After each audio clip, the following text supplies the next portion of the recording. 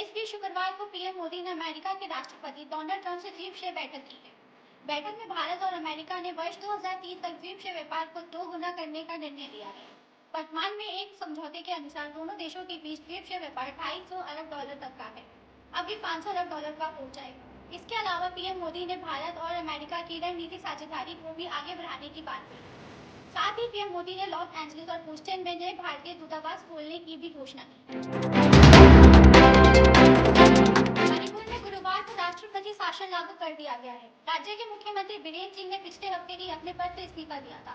इसके बाद राज्यपाल अजय भल्ला ने राज्य में राष्ट्रपति शासन लागू करने की सिफारिश की थी। मणिपुर में दो समुदायों के बीच चल रही हिंसा के चलते सीएम बीरेन सिंह की आलोचना हो रही थी, जिसके बाद सीएम बीरेन सिंह अपने पद से इस्तीफा दे दिया।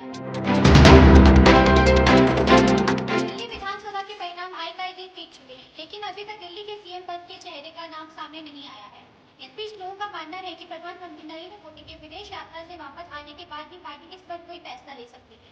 वहीं 16 फरवरी को दिल्ली के सीएम पेज के नेम का ऐलान भी किया जा सकता है।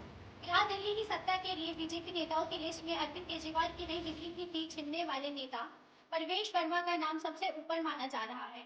इसके अलावा अन्य कई नेताओं का नाम भी सीएम कैंडिडेट की लिस्ट में शामिल है। हरियाणा के सोनीपत को दिल्ली मेट्रो से जोड़ा जाएगा। दिल्ली मेट्रो का ये विस्तार मेट्रो के चौथे फेज के तहत होगा। इसका कार्य साल 2028 तक पूरा कर लिया जाएगा। दिल्ली से सोनीपत तक का मेट्रो का ये कॉरिडोर करीब 3 किलोमीटर लंबा होगा। इस कॉरिडोर पर दिल्ली के रिठाला नरेला से सोनीपत के बीच कुंडली और नागपुर में मेट्रो स्टेशन बनाए जाएंगे। हरियाणा शहरी विकास प्राधिकरण के प्रधान सलाहकार ने बुधवार को इसकी जानकारी दी। दिल्ली के एम्स में अब नई अत्याधुनिक डिजिटल प्रोजेस्टेरोन एमिशन टोमोग्राफी यानी पेट सिटी स्कैन मशीन लगेगी। इस नई मशीन के आने से कैंसर मरीजों को बड़ी राहत मिलेगी। साथ ही कैंसर की जांच क्षमता भी पहले से 1.5 गुना बढ़ जाएगी। इस मशीन की कीमत लगभग 28 करोड़ रुपए है।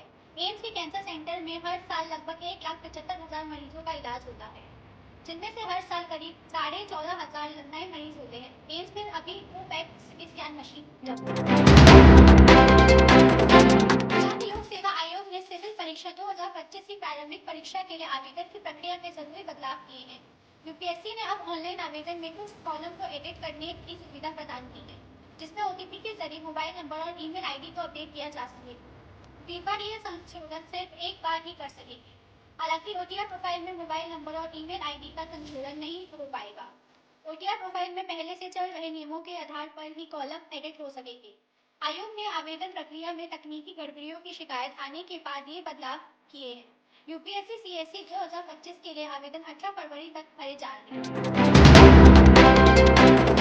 भारत के कॉस्ट अकाउंटेंट्स इंस्टीट्यूट ने जून 2025 में होने वाली सर्टिफाइड मैनेजमेंट अकाउंटेंट परीक्षा की तारीखों का ऐलान कर दिया है। इस बार सीएमए की इंटरमीडिएट और फाइनल कोर्स की परीक्षा 11 जून से 18 जून तक आयोजित की जाएगी। वहीं सीएमए फाउंडेशन परीक्षा 14 जून को होगी। सीएमए फाउंडेशन की परीक्षा 2 शिफ्टों में होगी। परीक्षा का परिणाम 8 जुलाई को घोषित किया जाएगा। इंटरमीडिएट और फाइनल परीक्षा के लिए उम्मीदवार 10 अप्रैल 2025 तक आवेदन कर सकते हैं। सर्दियों के साथ साथ दिल्ली में अब प्रदूषण भी कम हो गया है। गुरुवार का दिन दिल्ली का इस साल का सबसे कम प्रदूषित दिन रहा है। गुरुवार को दिल्ली का औसत AQI महज 134 रहा है। वहीं मौसम विभाग ने शनिवार तक प्रदूषण की स्थिति सामान्य रहने का अनुमान जताया है। इसके अलावा मौसम विभाग के अनुसार 19 फरवरी तक दिल्ली वासियों को गर्मी से राहत मिलने वाली नहीं है। साथ ही दिल्ली में इस दौरान तेज हवा चलने का भी अनुमान। बुधवार को इंडियन सुपर लीग फुटबॉल में नॉर्थ ईस्ट यूनाइटेड FC ने जमशेदपुर FC को करारी शिकस्त दी है। नॉर्थ ईस्ट FC ने 2-0 की शानदार जीत हासिल की। जमशेदपुर FC के खिलाफ नॉर्थ ईस्ट FC की इंडियन सुपर लीग के इतिहास में ये पहली जीत है। मैच में नॉर्थ ईस्ट के स्टार फॉरवर्ड खिलाड़ी अलाउद्दीन अजराई ने एक नया रिकॉर्ड बनाया है। अजराई ने मैच में 2 गोल करके ISL के इतिहास में अपना नाम दर्ज कराया। बॉलीवुड की hit actress Katrina Kaif IIFA award 2025 का हिस्सा बनने वाली है। एक्ट्रेस ने खुद इसकी जानकारी देते हुए खुशी जाहिर की है। बॉलीवुड का प्रतिष्ठित अवार्ड शो आईफा 2025 का आयोजन इस बार जयपुर में होगा। ये इवेंट की 25वीं सालगिरह होगी। बॉलीवुड किंग शाहरुख खान और कार्तिक आर्यन अवार्ड शो को होस्ट करेंगे। आईफा 2025 का आयोजन 8 और 9 मार्च 2025 को किया जाएगा।